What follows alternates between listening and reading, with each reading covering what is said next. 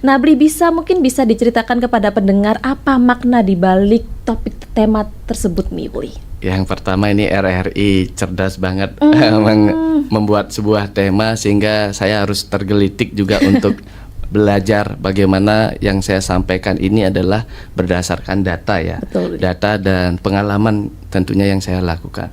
Berbicara spirit. Nah, spirit Buleleng ini sangat seksi ya. Ini adalah bagian umumnya, ini adalah rohnya, adalah kepalanya. Spirit itu adalah semangat. Semangat tentunya sebelum menjadi tuan rumah, semangat ini harus dibangun. Tentunya ada organisasi yang mendorong pemerintah untuk siap sebagai tuan rumah gitu. Betul. Artinya ada organisasi. Dalam hal ini pasti KONI Kabupaten Buleleng di tahun 2025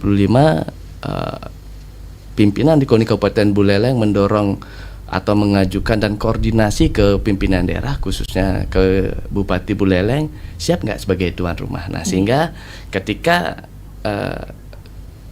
ada SK yang dikeluarkan oleh KONI Provinsi Bali, berarti Buleleng mengajukan surat kesiapannya. Nah, ini adalah semangat. Semangat koordinasi telah dilakukan, semangat komunikasi telah dilakukan, tekad telah dihadirkan, Mbak.